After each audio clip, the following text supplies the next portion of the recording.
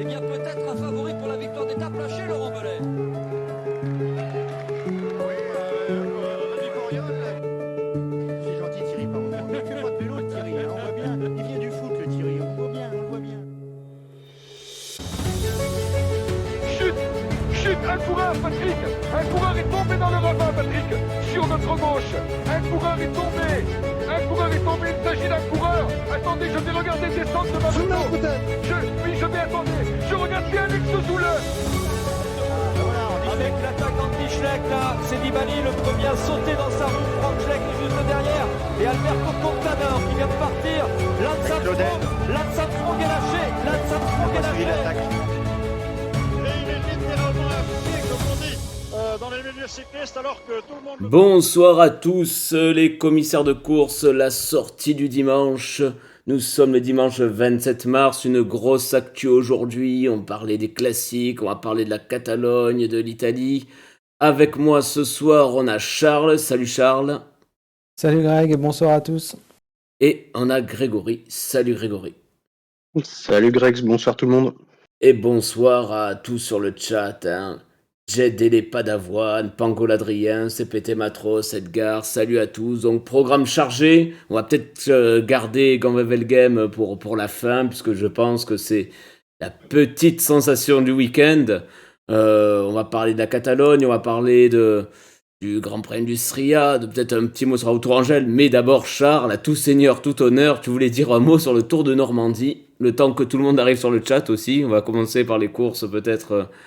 les moins importantes. Donc dis-nous un petit mot sur le Tour de Normandie, puisque tu as assisté au Tour de Normandie.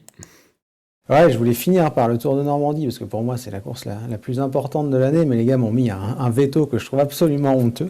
Enfin bref, blague à part, ouais, un petit mot, parce que c'est vrai que Greg a raison, le temps que tout le monde arrive, on commence par les courses les moins importantes. Le Tour de Normandie de retour après 2 ans malheureusement d'absence liée au Covid, et on avait un beau petit plateau parce qu'il y avait les équipes espoirs de la Lotto, de la DSM, mais aussi de la Groupama FDJ. Alors malheureusement Jensen Plowight, Laurens Pitty n'a pas pu jouer sa chance au général parce qu'il a chuté en milieu de semaine et il s'est fait la clavicule, donc c'est un petit peu dommage. J'espère qu'il ne sera pas absent trop longtemps.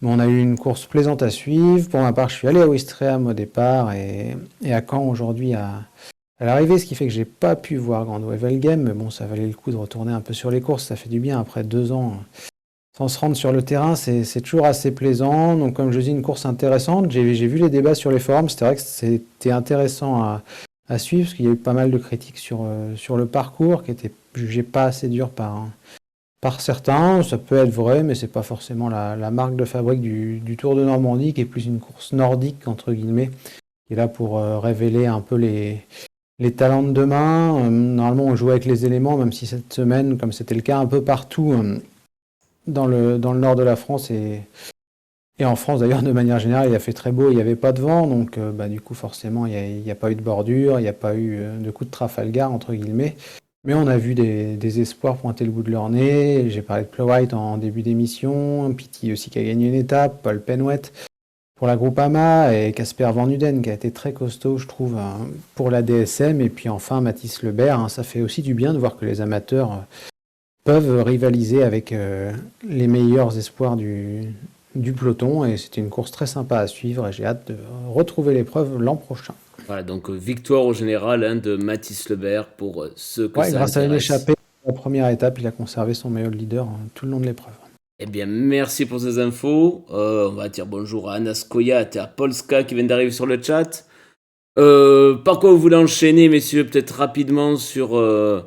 dans la semaine, il y a eu quelques courses, notamment peut-être sur la Coppi Bartali, puisque c'était, alors j'ai envie de dire, la Coppi Bartali, c'était un peu la petite cure de remise en forme, puisqu'on a vu Ethan Hayter, on a vu Mathieu Van Der Poel, on a vu Marc Hirschi aussi briller. C'est des coureurs qui sont plus ou moins en reprise ou qui ont connu un début de saison soit marqué par les blessures, soit des début de saison difficiles. Et la victoire, la première d'Eddie Dunbar. Grégory, qu'est-ce que tu en as à en dire peut-être? Alors moi honnêtement j'ai pas vu les courses, mais c'est un peu l'impression que ça donne. C'était un petit peu Voilà, un peu la cure de remise en forme, comme je l'ai dit tout à l'heure. Ouais, c'est ça, cure de remise en forme. Et puis pour Ineos, ça s'est quand même pas mal passé avec la victoire au général de Eddie Dunbar. Peut-être, enfin, je vais pas dire la surprise générale puisque le plateau était pas forcément extraordinaire, mais c'est vrai qu'on l'attendait plus forcément pour une victoire au classement général d'une course par étape après quelques résultats décevants.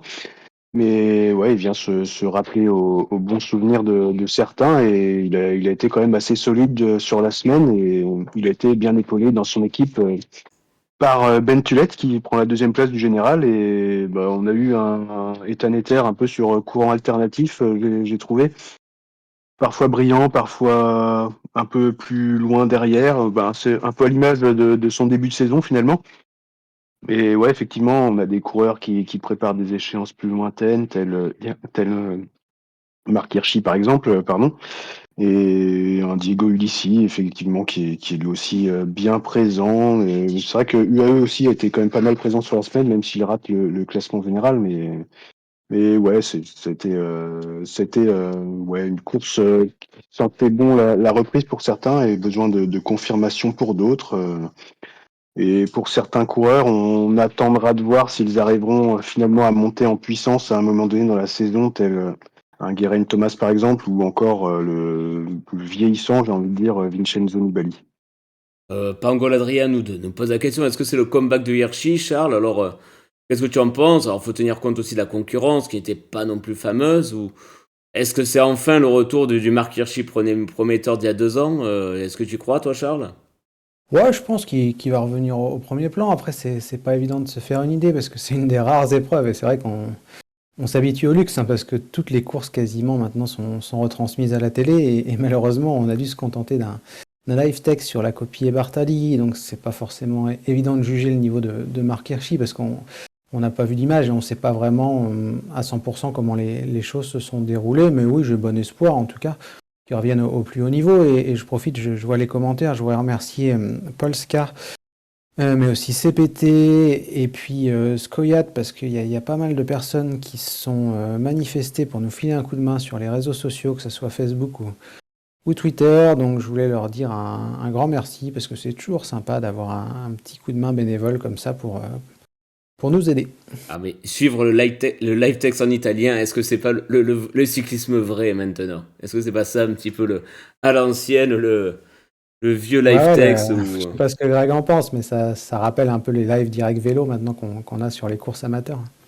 le bon vieux, voilà, où on rafraîchit pour attendre des nouvelles, etc. C'est bon. Ouais, c'est ça. Bah, c'est un peu le cyclisme des gros amateurs, enfin des gros mordus en fait, qui sont capables d'aller chercher les informations un peu n'importe où parfois et ça peut rappeler aussi certaines courses au fin fond du monde ou dans certains continents où on arrive très peu à avoir des informations, mais ouais, effectivement, c'est un peu bah, ça tranche un peu avec ce qu'on a en ce moment et pas mal de courses qu'on arrive à suivre, qu'on arrive à suivre en direct, bah, quelle que soit la course quasiment, et retransmise directement à la télé, mais ouais, c'est pas mal et je pense que ça fait partie du cyclisme et que c'est pas mal d'avoir aussi certaines courses qui se suivent de cette manière, on va dire. Il y a juste peut-être un petit mot pour aller à la deuxième place de Ben Tullet, peut-être. Un jeune coureur, seulement 20 ans, qui, bah, c'est juste pour la première fois, enfin, un espoir à suivre, un doublé Ineos. On a eu beaucoup de doublés cette semaine, peut-être qu'on y reviendra à la toute fin, mais ça a des doublés qui ont pas mal marqué les esprits. Est-ce qu'on passe, après, de quoi vous parlez maintenant, messieurs, est-ce qu'on passe au Tour de Catalogne? Ouais, ou à la route Orangelle, peut-être dire un petit mot si tu veux avant de. Ah, sur Nasser Bouhanni? Sur Nasser Bouhanni, parce que Nasser Bouhanni, si je dis pas de Allez. bêtises, et surtout vous me corrigez sur le chat, il n'avait pas gagné depuis 1 an et demi à peu près. Donc ça fait plaisir hein, pour un coureur qui est souvent décrié par pas mal de suiveurs. Alors regarde, j'ai pas compris la stratégie de la Groupama FDJ dans le final, parce que pour ceux qui ont regardé le sprint, il y avait Guarnieri et je sais pas qui était le deuxième GFDJ pour emmener Bram Welten, et bah en fait ils ont emmené Nasser Bouhanni parce que Welten n'avait absolument pas le niveau pour maintenir la cadence une fois que ses poissons pilotes se sont écartés. Et Nasser a très bien jailli de sa roue et s'est imposé, à vrai dire, assez facilement, je trouve, devant Brian Cocard. Brian Cocard qui avait fait des efforts parce qu'il était sorti dans le final. Il y avait un petit groupe de 6 ou 7 coureurs, je crois. Donc peut-être que Cocard a manqué un peu de fraîcheur au moment de lancer son sprint, c'est possible. Et derrière, on retrouve un Sandy Dujardin qui fait un bon début de saison pour Total Energy. Et puis Thomas Bouda aussi, qui est maintenant chez Roubaix. Ça fait plaisir de le revoir pointer le bout de son nez, parce que lui il n'avait pas de contrat, on le rappelle, il y a encore quelques semaines. Voilà. Un petit mot, Grégory, sur la route Tourangelle, c'est le retour de Boigny qui va peut-être profiter peut-être des Coupes de France pour à nouveau lever les bras. C'est vrai que ça faisait longtemps pour lui, il a eu pas mal de galères, pas mal de chutes, donc c'est quand même vraiment, enfin voilà, il y a un petit coup de cœur, même si c'est parfois un coureur controversé, mais c'est quand même, moi personnellement, ça fait plaisir de voir un coureur qui a connu des galères revenir et gagner à nouveau.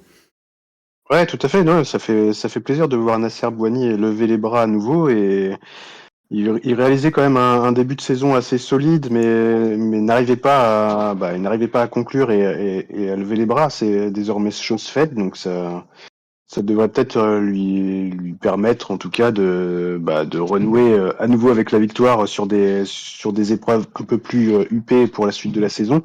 Quoi qu'il en soit, son début de saison est assez solide et il est quand même assez prolifique, on va dire, au niveau des points UCI et il aide grandement Arkea à creuser des écarts et je pense que son équipe est quand même complètement lancée pour le World Tour la saison prochaine. Polska nous dit c'est depuis septembre 2020 qu'il n'avait pas gagné, donc forcément ça fait un moment. On va enchaîner l'actu très, très importante de cette semaine avec le Tour de Catalogne. Alors j'ai envie de dire que pendant un long moment, pendant cette semaine en Catalogne, on s'est dit on va avoir un duel Joao Almeida, Nairo Quintana jusqu'à la dernière étape, puisque pendant un moment ça se joue à coup de secondes. Et finalement, samedi, il y a eu. Alors, on a eu aussi des belles victoires. Peut-être que vous reviendrez, peut-être certains sur Ben O'Connor qui gagne une belle étape. Mais pour le général, voilà, on s'attendait à un duel Almeida-Quintana. Et puis le samedi, j'ai envie de dire, il y a le petit coup de panache ou le gros coup de panache d'Higuita de Carapaz qui attaque, je crois, à 130 km de l'arrivée. Et c'est passé, Charles, c'est passé. Ouais, c'était un très beau mouvement de course et franchement ça fait plaisir, parce que moi j'ai l'habitude de m'ennuyer parfois, je dois avouer, devant le Tour de Catalogne, et c'est pas la nouvelle montée de la Molina qui m'aurait fait changer d'avis cette année. Et je vois Delgato sur le chat, je pense qu'il sera d'accord avec moi pour dire que la Molina c'est quand même une sacrée purge, que ça serait bien qu'on puisse innover un petit peu. Mais en tout cas, pour revenir à ce que tu disais, Greg, ouais, très très beau mouvement de course de Higuita et Carapaz. Je crois que c'est Lucas Plapp, il me semble, qui a initié un peu le truc en début d'étape, ouais, comme le dit Stradri. C'est lui qui détruit un peu tout le monde avant de finir DNF pour Ineos. Et franchement, chapeau, parce qu'on sort des schémas conventionnels et ça fait plaisir. On le voit d'ailleurs beaucoup depuis le début de l'année, je trouve, que les coureurs osent. Et ça, c'est quand même assez plaisant, en tout cas pour nous suiveurs, parce que au lieu d'avoir une étape, parce qu'il faut le dire clairement, samedi matin, quand on regarde le profil, on se dit qu'il y a quand même 90% de chances qu'il ne se passe pas grand-chose et qu'on assiste à un sprint en comité réduit. Et quand tu allumes ta télé et que tu vois Carapaz et Higuita devant, avec 3 minutes d'avance, tu dis ouais, c'est cool, quoi. Et c'est vrai que ça a été assez plaisant. On a vu qu'ils ont bien résisté. Moi, à un moment, quand j'ai vu la 1EX s'embrayer, je me suis dit, finalement, ils vont peut-être se faire reprendre. Finalement, il n'en a rien été. Et encore une fois, prime aux attaquants, puisque Higuita remporte la victoire finale. Il n'y a pas eu de véritable différence aujourd'hui sur le circuit de Montjuïc. Donc, ouais, très content. Je ne sais pas ce que tu en as pensé, toi, Grégory, mais plutôt sympa ce scénario de Tour de Catalogne de manière générale. Ouais, tout à fait. Bon, alors moi, en ce qui me concerne, c'est plutôt une vue un peu extérieure, puisque je n'ai pas eu la chance de pouvoir voir la course. Mais effectivement, ça a l'air d'avoir pas mal bataillé tout au long de la semaine. Et c'était pas forcément gagné au départ, et ouais, il faut s'en féliciter.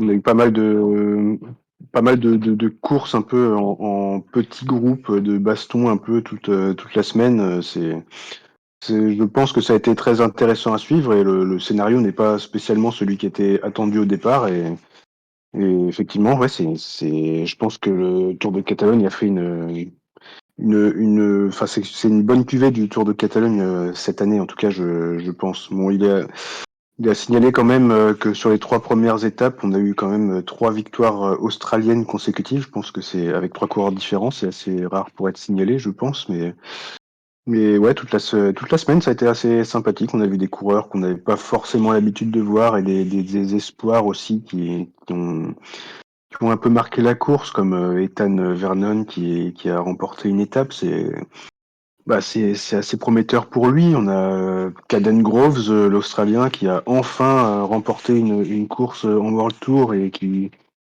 avait un peu du mal à percer et qui là a l'air de percer et de prendre les rênes un peu du sprint dans son équipe.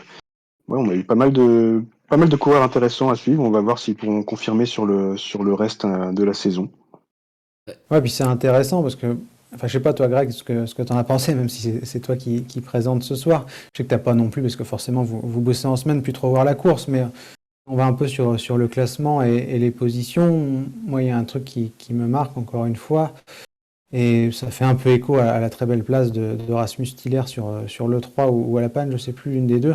Mais une OX qui est une formation pro team, donc deuxième division, arrive à foutre 2 coureurs dans le top 10. On a vu Johansen très costaud aujourd'hui sur le circuit final. Il faut aussi noter qu'un Thorsten Tren est Et terminé 9e 9e. du général, et ça c'est vachement impressionnant. Enfin, à l'heure où BNB, on en a parlé la semaine dernière, je vais pas non Et plus m'étendre. bim le tacle, salut Jérôme Pinot. C'est pas non plus de Et nos bim, il enfoncer, vient de mais loin celui-là. ils n'ont pas existé sur les classiques belges. Aujourd'hui, la route Orangelle, moi j'en ai pas vu dans le final, donc le parallèle fait très très mal, je trouve. Et les jeunes pousses de la NOX, Greg, elles sont vraiment assez phénoménales. Ah bah, enfin, vous voyez, enfin, 2 coureurs dans le top 10, je pense que ça se passe de commentaires. Alors autant Tobias Haaland, bon, on le suivait un petit peu parce que chez les jeunes, il y avait déjà des grosses perfs, autant Thorstein Tren, enfin je sais pas comment ça se prononce, mais on va dire que ça se prononce comme ça, qu'il fasse un 9e, alors que c'est un coureur que je pense que pas grand monde ne connaît. Ben oui, ça reste quand même une très jolie performance. Je voulais aussi revenir, peut-être on nous dit sur le chat, la stratégie des UAE du samedi avec Ayuso qui attaque dans la descente mais sans attendre Almeida, enfin c'était assez confus. Voilà, moi je suis aussi assez content d'avoir vu des stratégies peut-être pas forcément réussies. Ben, c'est aussi ça enfin, finalement la beauté aussi de cette course. On nous pose la question sur Almeida. Ben oui, enfin, il était leader, ben c'est un peu aussi le fail du samedi. Parce que si les UAE sont pas le samedi, enfin, il doit jouer la gagne, Charles. Ouais, et puis c'est vrai que je lis en même temps les commentaires, et ça rejoint un peu ce qu'on pense et ce qu'on disait un peu avant l'émission.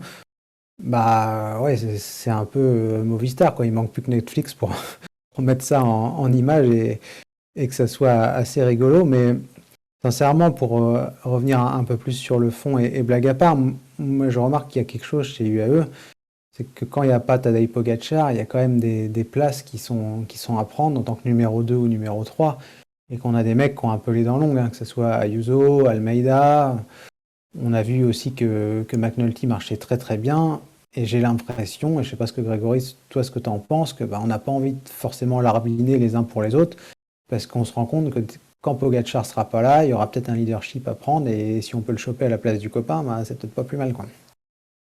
Je pense que c'est un peu ça, oui, effectivement. Après, c'est vrai que Almeida était censé avoir quand même un certain statut dans l'équipe et je pense qu'il se voyait bien être leader sur l'ensemble des courses par étape où Pogacar ne serait pas présent. Maintenant, c'est vrai qu'il y a il y a pas mal de talents et qu'il y a pas mal de jeunes dans longue, effectivement, comme Ayuso qui lui avait quand même annoncé la couleur un peu dès les stages de pré-saison où il essayait même d'aller chercher Pogacar. Donc c'est vrai qu'il avait forcément de l'ambition. Maintenant, sur ce Tour de Catalogne, oui, je pense qu'on a essayé de faire un petit peu chacun pour soi, j'ai l'impression. Mais enfin, après, au niveau du résultat d'ensemble, c'est très bien, ça marque énormément de points.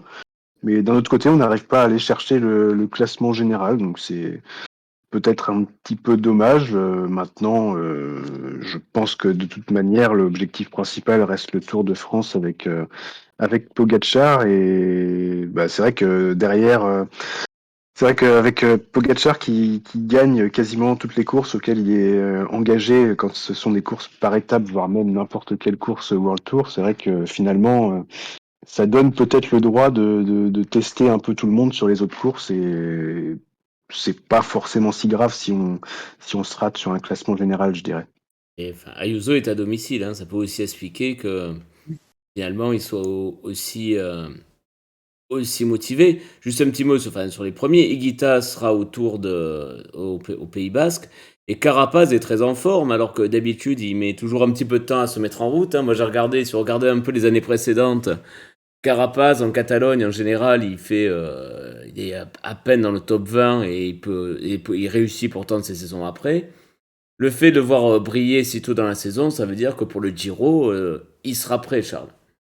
Ouais, je pense qu'il sera prêt. C'est vrai que tu l'as très bien dit, Greg. D'habitude, Carapaz, c'est un peu un nibali, c'est-à-dire qu'il course de préparation, c'est pas trop ça, mais il sait être à 100% le jour où ça compte vraiment. Et là, je l'ai trouvé costaud aujourd'hui. Il a attaqué lors de l'avant-dernier tour, si je dis pas de bêtises. Mais il était un peu juste sur la fin, donc je pense qu'il est encore loin d'être à 100%, mais c'est déjà très encourageant, parce qu'on l'a dit pas en début d'émission, mais au moment de débuter ce débrief de la Catalogne, qu'il avait fait un gros effort hier avec Higuita, donc forcément c'est resté un petit peu dans les jambes.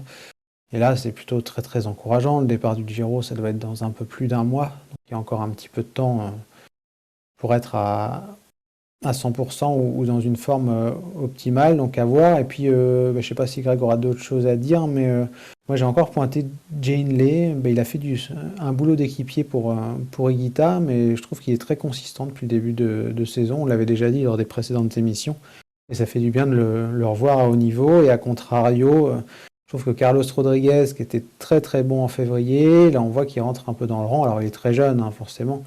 On voit que l'évolution sera peut-être un peu plus lente que certains le laissaient présager et qu'il faut lui laisser le temps, je pense, de progresser gentiment, quoi.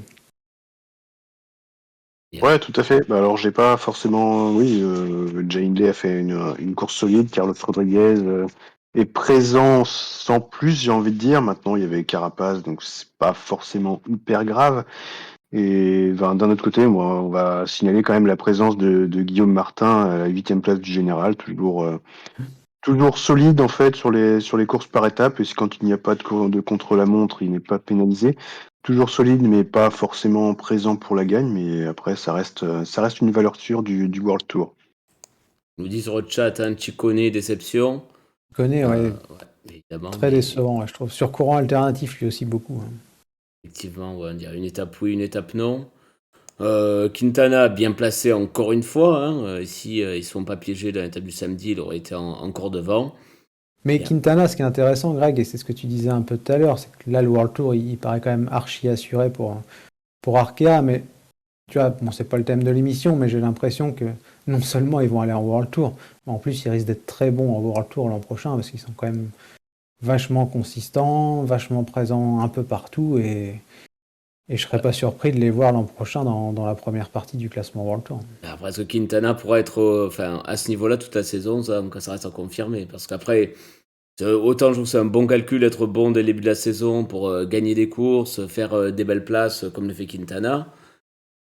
Faudra après, je sais pas quel est son programme, mais faudra le voir à ce niveau-là toute la saison, j'en suis pas sûr non plus. Mais c'est déjà un super début de saison quand même. Ouais, c'est un super début de saison pour Quintana, ça c'est clair et net. Maintenant, je pense qu'il faudrait peut-être pas faire l'erreur d'aller jouer un quelconque classement général sur le Tour de France. À mon avis, je pense que Quintana désormais est Ouais, une plutôt pause. performant sur les courses par étapes d'une semaine ou des choses comme ça. Enfin, le registre sur lequel on le voit depuis le début de la saison où il est très efficace. Et je pense qu'il faudrait peut-être aller chercher l'une ou l'autre étape en montagne sur le Tour de France et ne pas trop aller essayer de chercher le classement général. À la limite, peut-être tenter le coup sur la Vuelta, pourquoi pas, mais sur le Tour de France, à mon avis, il faudra peut-être plus aller chercher Le Granon. les échappées, les choses comme ça, ou vraiment cocher une étape en particulier, ou voire même la fameuse étape qui sera en format court. Je pense que ça peut être une bonne chose aussi. Ouais, alors on annonce sur le Tour de Turquie normalement. Bon, c'est quand même pas non. Ouais, ça, Est-ce c'est- qu'il y a un ah, dernier mot sur la Catalogne ou on passe à l'E3 par exemple? Non, pour moi c'est bon, je pense Alors qu'on on a passe fini. à l'E3, donc c'est vendredi avec ça veut dire une image qu'on avait déjà vue un petit peu sur Paris-Nice. Alors ils étaient trois, mais ils étaient plus que deux finalement. Est-ce que c'est le déclin pour la Jumbo-Visma avec le doublé Van Aert-Laporte? Et j'ai envie de dire la Après, démonstration, quoi. ouais, c'était un, 1,35, un enfin petit une point. 35 d'avance. Alors, derrière Kung fait 3.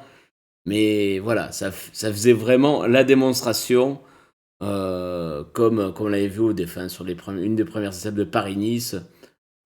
Encore une fois, collectivement impressionnant et un super aussi Laporte qui arrive voilà, qui accompagne Van Aert, Grégory. ouais, c'est ça, Laporte qui n'est pas juste un simple équipier de la Jumbo-Visma, mais qui arrive aussi à être présent pour la gagne en fait, enfin en tout cas au moins pour des performances de premier plan chez Jumbo-Visma. Donc c'est très bien. Il est carrément au point pour cette saison. C'est vrai, quand on a annoncé son transfert chez Jumbo-Visma, on pouvait se demander quel rôle il pourrait avoir pour cette saison, mais honnêtement, il s'en sort très bien. C'est vrai qu'on pouvait espérer quand même une nette progression, et que ce soit sur les Flandriennes ou éventuellement sur des épreuves comme les contre-la-montre, pourquoi pas. Et il fait plus qu'assurer. Il est omniprésent, on va dire, pour essayer de remporter des courses. Maintenant, forcément, il y a tout de même la présence de l'ogre Van Aert, et forcément, ça facilite pas la tâche pour remporter des courses. Mais ouais, clairement, il est très présent. Il arrive à être supérieur à une bonne partie du peloton des Flandriennes, et c'est très encourageant pour la suite, ça c'est clair. On demande et ça se fait pas de se jouer le sprint entre coéquipiers. Ouais, bonne question, je trouve. Ouais, enfin après c'est pour le fun, ils auraient pu le faire, mais après le leader ça reste quand même Van Aert, Charles.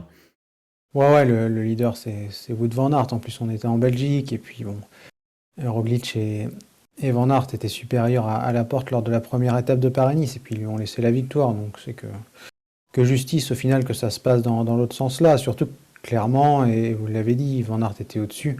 Et dans les derniers monts, s'il avait voulu lâcher Christophe Laporte, il aurait lâché Christophe Laporte. Donc c'est le plus fort qui s'est imposé.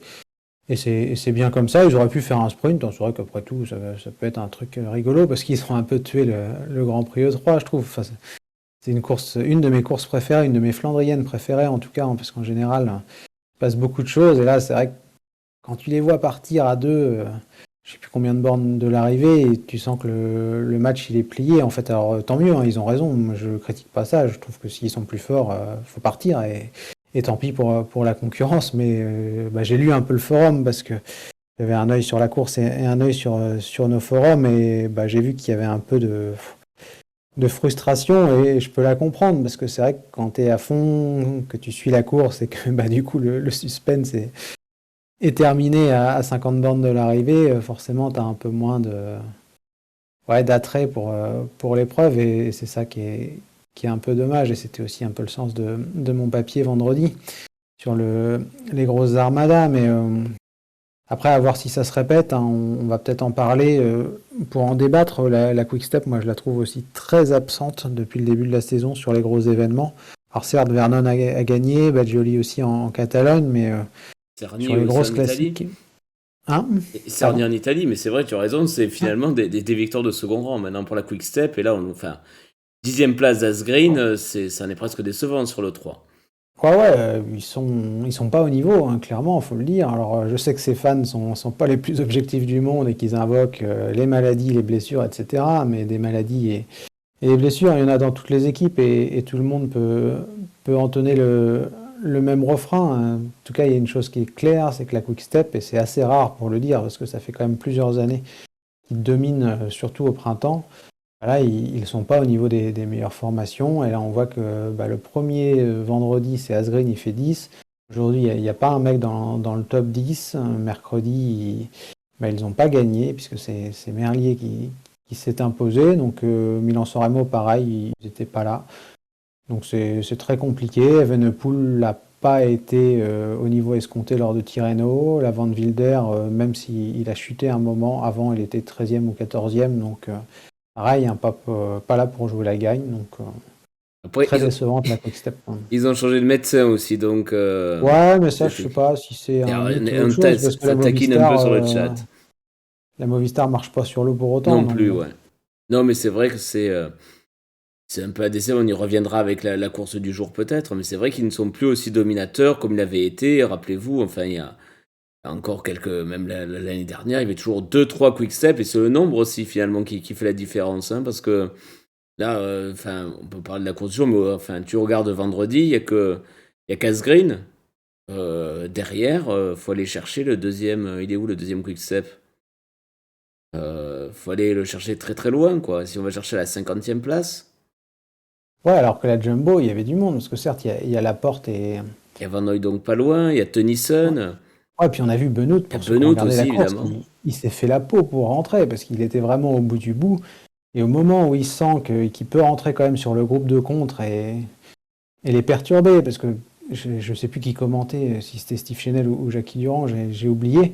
Mais à juste titre, le consultant disait que Benoît là, c'est un effort qu'il fallait absolument faire, parce que ça perturbait les contre-attaquants, qui le laissaient derrière à fumer la pipe, et forcément, ça t'invite aussi à moins faire d'efforts, parce que tu dis que lui, tranquillement, il récupère et il peut te placer une mine à 3 bornes de l'arrivée et t'aligner si tu rentres dedans, quoi. Est-ce que c'est pas aussi, enfin, comme on le dit sur le chat, Polska nous parle d'une fin de cycle chez Quickstep, alors que Jumbo finalement a su se renouveler, parce qu'avec Laporte et Benoît, ben c'est voilà, ils ont réussi aussi, même s'il y avait déjà quand même une super équipe, Grégory, à finalement la renforcer encore avec des mecs qui finalement qui marchent.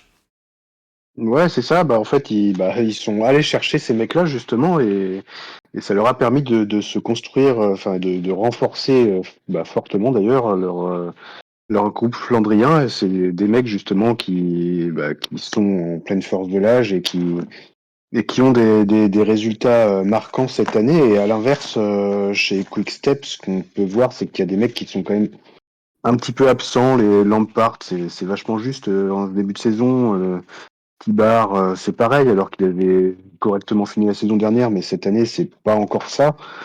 D'un autre côté, on a des Ballerini qui ont l'air d'enchaîner les poisses sur les courses. À chaque fois qu'on le voit, c'est parce qu'il a crevé ou des choses comme ça. Et par contre, d'un autre côté, on a Jacobsen qui a l'air de marcher sur l'eau au niveau des sprints. Mais clairement, le groupe flandrien est en difficulté. On verra, Rien on verra ce qu'il en qu'aujourd'hui, sera par la suite. pour enchaîner aujourd'hui, alors on va passer à Game avec Victor de Guermail, mais c'est rapidement pour clore le chapitre Quick Step. Aujourd'hui, le premier Quick Step sur Game il est 32e. Ouais, et encore Casper Asgreen qui était Encore, le voilà. seul à avoir, il avait l'air d'avoir un niveau intéressant dans les monts notamment, mais bien seul, bien seul. Ça fait quand même très très loin. Le deuxième, j'ai la flemme de descendre pour retrouver Bon, bah, c'est Lampard. Il y a Lampard Jacobsen, qui non? fait dernier enfin Ouais, plus ou moins dernier. dernier du groupe du groupe des favoris, on va dire. Ouais, 39e.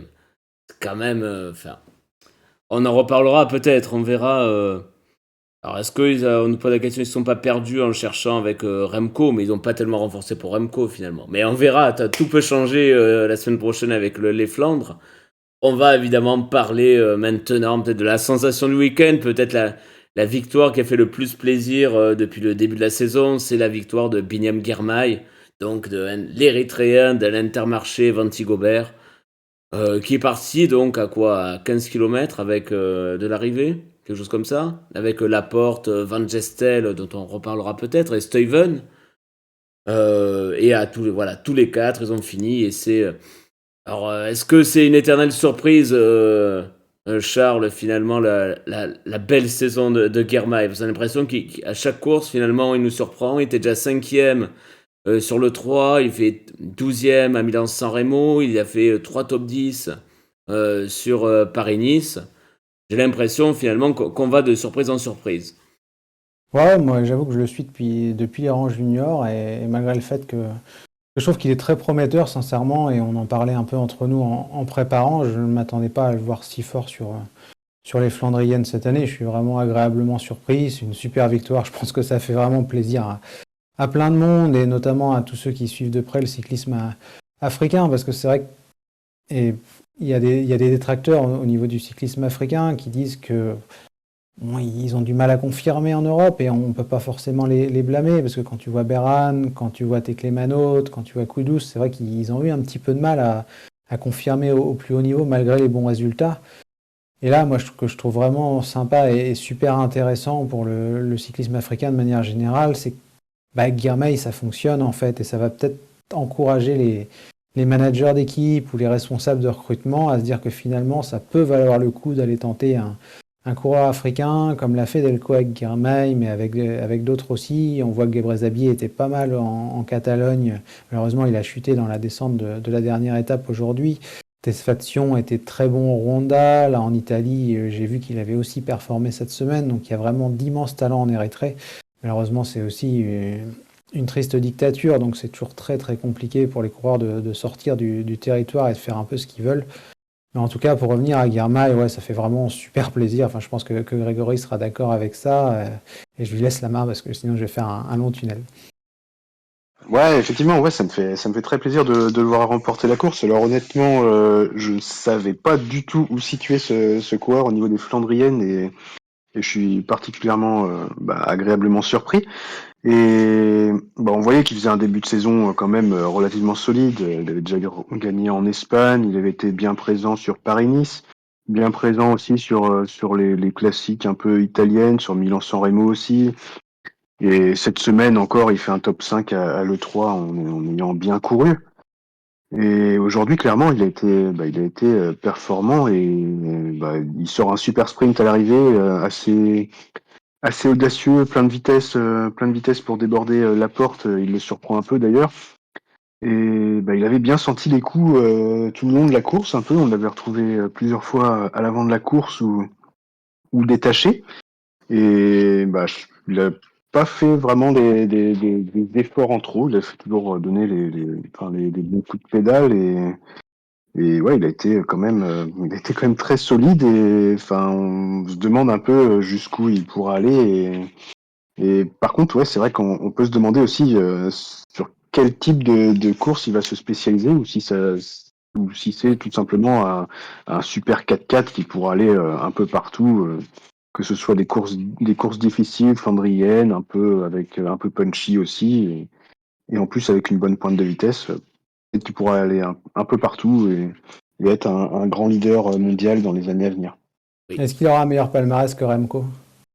Ce sera pas la même course, après on verra. Et oui, alors quelqu'un l'a dit, évidemment, il faut le rappeler qu'il il est passé par Delco, qu'il a fait venir en Europe et débuter sur les courses européennes, et ça reste important. Il était au Centre mondial du cyclisme, mais bon, qu'il a lancé sur le circuit Pro Tour. Oui, mais alors aussi, moi j'aurais deux remarques à faire là-dessus. Déjà, qu'il batte au sprint Laporte et Stuyven, qui sont pas non plus dans les arrivées comme ça, les plus nuls.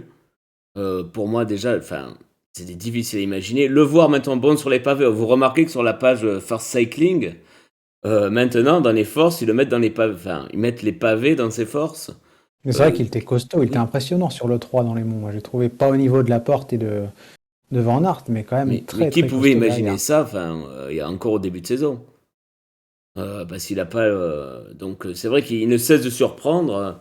Quel est son profil, franchement, quel est son profil, on ne sait pas, parce qu'en plus, pour répondre clairement, moi qui le suis, et je sais que vous aussi depuis les juniors, on se rappelle tous que son fait d'armes, c'était d'avoir battu au sprint Remco Evenepoel, ce qui n'est pas un exploit en soi, parce que c'est le seul peut-être point faible de Remco. C'était le seul point faible de Remco Evenepoel à l'époque. Et Biniam Girmay, à la base, c'est plus un sprinter puncher capable de performer en montagne, pour ceux qui regardent le Tour de l'Avenir ou qui suivent les résultats. On se rappelle que lors d'une des étapes de montagne dans les Alpes, il s'était montré aussi très performant, et qu'il avait donc démontré qu'il était capable de grimper très très bien. Donc moi personnellement, je le voyais plus comme un sprinter puncher capable de performer sur des courses type la Classica San-Sébastien, qu'a gagné Evenepoel justement, Liège-Bastogne-Liège, ou encore l'Amstel, voire quelques course World Tour d'une semaine. Et c'est pour ça que je suis surpris, parce que sincèrement, je l'attendais vraiment pas du tout sur les Flandriennes. Je sais pas si quelqu'un l'attendait d'ailleurs sur les Flandriennes, mais bah ouais, c'est dur de répondre sur son profil, s'il a vraiment l'air capable de briller partout, en fait, quoi. Ouais, alors le staff parlait déjà des Flandriennes, mais de là à en parler, mais de là à ce qui brille et ce qui gagne, il y a quand même un monde, hein, parce que on pouvait imaginer passer du top 10 à la victoire. Enfin voilà, pour moi, c'est là où je suis totalement bluffé par ses performances. Tant mieux. Tant mieux pour le cyclisme africain aussi, parce que c'est un beau message aussi, voilà, comme on l'a dit Il y a les tout à championnats l'heure. d'Afrique d'ailleurs ce week-end, on n'en a pas parlé. C'est C'est Enoch Tout à fait. Mouloubran qui s'est posé aujourd'hui, et il y a un jeune Érythréen qui sera à suivre et dont j'ai oublié le nom, c'est Aklilay et son prénom, et j'ai oublié son nom de famille. Enfin bref, vous regarderez sur First Cycling, peut-être que Greg va nous le retrouver dans la catégorie junior. Déjà, Ouais, je- il a je- remporté le chrono par équipe avec l'Érythrée, du coup je meuble un petit peu pendant que tu cherches. Il a aussi gagné le chrono.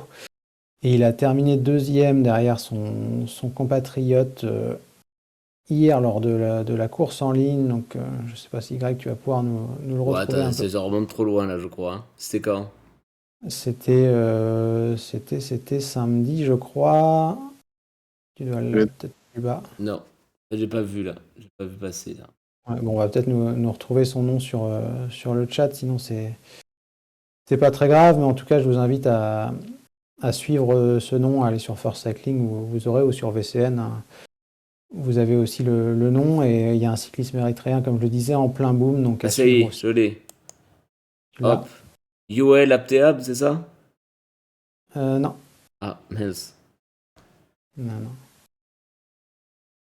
Bon, ben c'est aussi un Érythréen à suivre, voilà. Moi, je vous en Ça, donne c'est le un deuxième. deuxième, voilà. Aklilou Arefane, qui a gagné le chrono. Tu peux cliquer sur sa fiche Ah, si ok. tu veux, Hop. Greg. Arefani. Et on va voir apparaître. Ah, C'est Thomas voilà. qui suit beaucoup le cyclisme érythréen, qui a dit sur les réseaux sociaux qu'il avait déjà gagné une course amateur l'an dernier, alors qu'il était que junior première année, et qu'il avait déjà bluffé un peu son monde. Donc vous voyez, à suivre. Vainqueur du chrono par équipe, du chrono individuel, et deuxième de la course en ligne aujourd'hui. Un nom à retenir. Alors, pour revenir à Ganvelgamouille, on peut dire Krag Andersen qui a tenté à la fin, au passage. On peut aussi dire que derrière, ils sont bien enterrés quand même, hein. Ils sont restés tout le temps à quoi, 30 secondes, un très long moment à 20-30 secondes. J'ai même l'impression que l'écart GPS était peut-être un petit peu sous-évalué. Parce qu'ils sont jamais revenus. Et alors, Krag Andersen a tenté, mais derrière, c'était un peu tristouné finalement, Grégory. Ouais, c'est ça. Puis bah finalement, quand on regarde un peu le résultat derrière, on peut voir qu'il n'y avait pas forcément énormément de personnel pour rouler justement derrière, et que bah au final, ceux qui auraient pu rouler étaient ceux plus ou moins qui étaient déjà représentés à l'avant de la course. Donc ça a peut-être joué. Effectivement, on peut encore pointer du doigt un peu la Quick Step pas représentée, donc avec deux coureurs qui n'auraient pas pu forcément gagner au sprint, donc pas forcément les moyens de rouler derrière. Et Et des équipiers de toute cramés. façon, il y a des équipiers cramés, et puis les gars qui étaient présents derrière n'étaient pas forcément des coureurs qui pouvaient tout miser sur leur pointe de vitesse, et enfin ils auraient pu revenir pour se faire gratter au sprint par quelqu'un d'autre. Ah, Donc Van Aert, évidemment. peut-être des regrets pour Arnaud Démare, qui avait quand même l'air d'avoir un bon coup de pédale aujourd'hui dans les monts notamment. Il m'a un peu surpris dans les premières ascensions du Mont Kemmel notamment. Donc, c'est assez intéressant, peut-être qu'il pourrait être efficace un petit peu sur le rond de l'année prochaine, la semaine prochaine, ou sur Paris-Roubaix. Ce sera à voir, mais il a l'air d'avoir un bon coup de pédale, à défaut de réaliser des énormes sprints cette année. Enfin, pour le coup, au-delà de Girma, évidemment, de la sensation, on peut citer donc, apparaître Krag Andersen, même Demar, c'est qui paraît en forme. Et j'ai envie de dire, je fais presque plus confiance sur les classiques que maintenant que sur les arrivées au sprint. On parle de Dries Van Gestel aussi, que tu as Charles, un mot à dire, enfin, ou sur quelques coureurs. Ouais, bah, sur la course, non, parce que malheureusement, j'ai vraiment rien vu du tout, à part le début du direct. Comme j'ai dit, j'étais au Tour de Normandie, mais non, aussi Søren Kragh Andersen, Grégory en a parlé, ça met fin, je pense, aux espoirs pour certains, parce que j'ai l'impression que certains aimeraient bien voir la DSM tomber. Moi, c'est pas mon cas, parce que je trouve que déjà, c'est une équipe qui a une éthique qui est un peu au-dessus de la moyenne, donc rien que pour ça, je trouve ça curieux qu'on se satisfasse des fois ou qu'on soit content qu'ils ne performent pas. Et ils confirment qu'ils vont faire des points et que clairement, ils ne redescendront pas en deuxième division l'an prochain. Quand même. Van Gestel, belle saison quand même pour le moment, qui masque un petit peu j'ai envie de dire, le fantôme de Peter Sagan, qui est très très discret chez Ouais, Total. Sagan, il est à la retraite, quoi. Enfin, pour le dire clairement, c'est pas très sympathique, mais il y a beaucoup de gens qui disaient qu'ils venaient toucher un chèque chez Total Energy. Moi, j'étais pas trop sûr, à vrai dire. J'espérais que ça soit pas le cas, mais là, on se rend compte que il est pas au niveau, tout simplement. Il n'est pas au niveau parce que je pense qu'il n'est pas motivé. C'est déjà le cas depuis quelques temps. Et à un moment, la classe ne suffit pas en vélo. On est sur un sport qui est quand même archi physique. Et si tu fais pas les efforts, si tu te donnes pas à 100% pour ton sport, forcément, ça se voit sur le terrain. Et à l'image de d'autres coureurs qu'on signait dans l'équipe ou dans d'autres formations, plus pour l'argent que pour le challenge, ça fonctionne pas, quoi. Moi sur Van Gestel ou Van Gestel, je sais pas, Kourne, 6e. Très belle recrue avant de Gestel. Le Samin, 7e, Ron Van Drote, 1er, et la 3e sur Gant-Wevelgem. C'est très belle performance pour lui. Et je voulais rebondir sur quelque chose dans le chat. Mais après, Sagan, il a amené les vélos spé, donc peut-être que rien que pour ça, en fait, ça valait le coup. C'est pas mal, ouais. On nous parle de Pidcock qui est malade, hein. C'est compliqué PT Matros qui il a des... Il a des problèmes d'estomac, je crois, Pidcock. Voilà. Mais il y a pas mal de gastro qui traînent aussi en ce moment. On a vu que Paul avait dû abandonner aujourd'hui à cause de ça aussi. Hein. Pour Pidcock, je crois que c'est quelque chose de plus installé, je crois. Enfin, c'est quelque chose dont il a déjà souffert à plusieurs reprises. Une bactérie, peut-être, je sais pas. J'ai vu passer un peu sur certains sites qui pourraient mettre sa saison entre parenthèses quelques semaines, donc j'espère que ça va pas être sur les prochaines courses puisque ça tomberait quand même particulièrement mal. Mais à voir, enfin à surveiller en tout cas, mais c'est vrai que pour l'instant c'est assez inquiétant, même s'il est relativement présent, mais sans plus, donc ça restera à voir. C'est vrai qu'on va pas jouer au médecin, mais on s'aperçoit qu'il y a beaucoup de gens malades en ce moment, et pas que dans le monde du vélo, parce pendant 2 ans, on a tous quasiment pas bouffé de bactéries ou de rencontré de virus, comme on s'est tous protégés du Covid, et là, avec la réouverture un peu de tout, la fin des masques, etc., j'ai l'impression qu'on redécouvre un peu quelques maladies et que du coup, nos corps sont pas forcément préparés pour ça après 2 ans sans rencontrer de soucis, quoi. Sénéchal, on en a fait Pagolantri nous pose la question, il est un peu dans le je sais pas, dans le mood quick step, hein, c'est-à-dire que ça leur sourit pas, il y a une part de malchance. Le niveau, enfin, je pense que Sénéchal là, enfin, mais ça, il n'y a pas de discussion, mais... Oui, parce qu'il était très bien un peu comme Ballerini dont j'ai parlé un peu plus tôt, on le voit souvent dans les mauvais coups, crevaisons, problèmes mécaniques, enfin des choses comme ça va peut-être finir par sourire, mais c'est vrai qu'ils sont un peu dans une spirale négative, donc à voir quand ça se terminera. C'est pété pour Maxwell Child aussi, tiens, je vois. Ouais. Et c'est pété Matro de léger, c'est pas la fin de l'hégémonie Batave, alors attention, dimanche, il y a les Flandres. Est-ce qu'on enchaîne directement sur un petit mot sur le Tour des Flandres? Il n'y a pas encore de compo connu, mais il y aura Mathieu Van Der Poel. Et on fera un preview, une présentation vendredi, on verra ça. J'en ferai bien moi un favori, Mathieu Van Der Poel, pour les Flandres. Ouais, et puis en plus, il est venu tourner les jambes un peu en Italie cette semaine. Il a été chercher sa petite étape tranquillement, donc ce sera clairement un candidat. Et il nous a quand même pas mal surpris au San Remo où il était en reprise et on savait pas trop quel niveau il allait avoir. Il était déjà bien dans le coup, donc je pense que ce sera un bon client. Ouais, et puis on aura une quick-step archi revancharde. Je pense qu'on aura le temps de développer en fin de semaine, mais ils peuvent pas en rester là, c'est pas possible. C'est leur course, le Tour des Flandres, ça a foiré depuis le début de l'année sur les grosses échéances. Donc je pense que là, ils vont mettre le paquet et qu'ils vont essayer de déstabiliser la Jumbo et peut-être tout risquer pour et peut-être tout perdre, mais au moins tenter. Et puis, Cofidis le dit, Pogačar sera au départ du Tour des Flandres. Donc avec Van Der Poel, il y aura 2 belles individualités pour tenter de mettre à mal la Jumbo-Visma. Donc, enfin, sincèrement, c'est une course que j'attends vraiment beaucoup cette année, encore plus que d'habitude, parce que le duel d'un côté, Pogačar-Van Der Poel contre la Jumbo-Visma et la Quick-Step, ça peut être très très intéressant, quoi. Est-ce qu'on parle 2 minutes de la victoire de Balsamo pour faire plaisir à Nascoyat? Ouais, elle est très forte, Elisa Balsamo, depuis le début de la saison. Moi, j'ai pas vu beaucoup de courses féminines, donc je vais pas faire le malin et faire comme si je... Il faut battre Je les savais de quoi je Hollandaises, parle, parce qu'on mais, avait l'impression au moins dans le vélo féminin que c'était une discipline réservée aux Hollandaises, et finalement, les Italiennes sont pas mauvaises, ouais. gagner finalement une classique Et Lorena pavée. Wiberg, qui a fait un très bon début de saison. Après, il faudrait qu'on puisse faire une émission vraiment spéciale sur le cyclisme féminin pour développer. Côté français, c'est Pété Ladi, Clara Copponi. Je crois qu'elle fait aussi un beau début d'année. Je l'ai vu pas mal dans les classements. C'est Voilà, bien, concernant Balsamo, c'est quand même pas mal. La série en cours, 3 victoires consécutives en World Tour et une 2e place, c'est costaud. voilà, pour le coup, moi je trouve que c'est bien que ça change un peu, parce qu'il y a quelques années, c'était un peu le domaine réservé des Hollandaises, et c'est vrai que ça faisait un peu la course d'équipe des Hollandaises devant qui monopolisait tout. Moi je trouve que c'est bien qu'il y ait un petit peu de changement. C'est vrai que Donc, c'est impressionnant, la Balsamo, le tableau que tu mets, il a les 3 victoires consécutives en World Tour. je remets, ouais. Ah ouais, c'est vrai. Le programme de la semaine, peut-être. Pendant que tu La route à l'affiches, d'élite vitrée.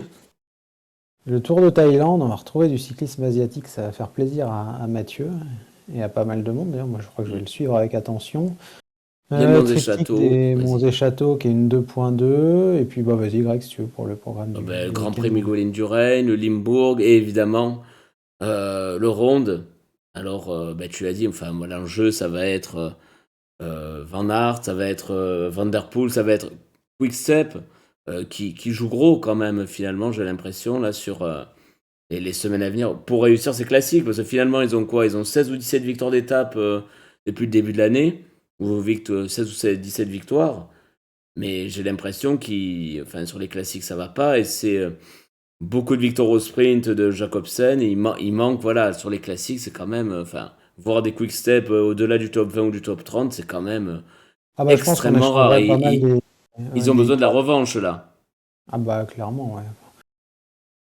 Là, ouais, carrément. Enfin, je pense que tes quick-step, tu peux pas te permettre de faire une campagne de classique sans podium ou sans victoire, même si Casper Asgreen a signé des très bons Strade Bianche, en termes de bilan, ça fait quand même assez léger, quoi. Bien, on a et quelques infos sur le cyclisme féminin sur le chat. Joyeux du Nil qui nous parle de Bernal qui remonte sur un vélo, j'ai envie de dire incroyable. Ça aussi, ça fait plaisir. Voir que, moi je trouve ça totalement fou, tant mieux, hein. Alors, peu importe finalement qu'il revienne au plus haut niveau ou pas. Et Colbrelli est rentré en Italie aussi, ça fait plaisir de voir qu'il a pu rentrer à la maison. Mais voir Bernal qui remonte sur un vélo, c'est quand même waouh. Tant mieux pour lui. Alors, on lui souhaite de revenir au plus fort, mais je pense que l'essentiel, il est quand même ailleurs. L'essentiel, c'est qu'il reprenne une vie normale, vu qu'il nous a fait quand même une grosse frayeur. Le programme à venir, Charles, parce qu'on nous demande, est-ce qu'il y aura une émission sur le Ronde? Est-ce qu'il y aura... Qu'est-ce que tu prépares? Avec Grégory, je pense qu'on va se faire un truc dans la semaine, si on trouve un moment pour se caler, certainement en fin de matinée. Mais oui, on fera une présentation du Tour des Flandres, parce qu'on l'a dit, c'est une des courses les plus importantes de la saison, et cette année encore plus, qu'il y a cet enjeu-là dont on parlait précédemment. Et puis on verra s'il y a une petite émission thématique. On a lancé le débat, c'était hier ou avant-hier, je sais plus, je suis perdu dans les jours, sur la question du salary cap, d'indemnité de formation, etc. Ça a pas mal réagi sur le forum, on voit que c'est une question qui vous intéresse pas mal. Donc peut-être que dans quelques jours, s'il y a vraiment pas mal de réactions, on a mis en place un sondage aussi, donc n'hésitez pas à aller voir. Peut-être qu'on pourrait faire un petit condensé de tout ça et vous proposer une émission sur le sujet, parce que ça paraît être assez intéressant, donc on verra ce qu'on va faire. Sur la course au World Tour aussi, il y a eu un peu de mouvement, puisque Cofidis est passé devant Israël depuis quelques semaines ou quelques jours, je ne sais plus. Donc, à voir, sondage sur le forum, Adrien. Donc, sur le topic, sur le salary cap, tu peux aller voir sur le forum, tu pourras voter pour voir quelle solution te conviendrait le plus. Et puis, on n'oublie pas le quiz de Ben aussi, je crois que c'est mardi, le retour du mardi. Pour ceux qui suivent avec attention les quiz de Ben. Et puis, n'hésitez pas à vous abonner à la chaîne. Hein, c'est gratuit, je le rappelle, pour ceux qui ont Amazon. Et nous, ça nous file toujours un petit coup de pouce pour payer les différents frais. Et vous pouvez aussi également nous suivre, tout simplement, nous donner un follow, comme on dit, un peu en anglais. Et je crois que j'ai fait le tour, à moins que vous ayez quelque chose à rajouter, les gars. Voilà, peut-être après, s'il y a de la demande, peut-être on fera un jour sur le cyclisme féminin. Ouais, puis Rivals Manager, on m'a demandé, les copains de Vélo Futé m'ont demandé quand est-ce qu'on fait une émission sur Rivals Manager. Donc, il va falloir voir ça aussi. Ça sera sans moi, vu mon classement. Justement, tu pourras nous dire les coureurs à pas prendre, Greg. Merci. Je pense que je pourrais faire pareil vu mon début de saison. Donc on fera 2 émissions, une avec Kat Mapei qui gagne. Une avec les bons, une avec les... avec les bidons. Puis je salue CPT parce que d'ailleurs il doit être 13e ou 12e au général, donc ça marche plutôt pas mal cette année. Voilà, donc n'hésitez pas à nous suivre sur le forum, sur le site. On va conclure ici. Merci de nous avoir suivis. Voilà, Nascoyat qui nous balance un long... faudrait d'ailleurs l'inviter pour si on fait une émission... carrément. Si on fait une émission de cyclisme féminin pour en parler, parce que c'est vrai Ouais, et puis il y a quelqu'un comme Audrey Cordon qui est toujours très dispo, je crois, et très enclin à parler de vélo féminin, donc ça peut être aussi une piste à creuser, pourquoi pas. Ouais. Puisque visiblement Anna Scoyat s'y connaît, donc oui, c'est avec plaisir qu'il faudra se caler pour... parce que faut aussi, on doit parler de cyclisme féminin, faut aussi des gens qui s'y connaissent et qui ont de quoi parler. Eh bien, merci à tout le monde de nous avoir suivis. Merci à ceux qui nous ont follow ce soir. C'est sympa. À très bientôt. Et merci à tous. Salut. Salut. Tout le monde.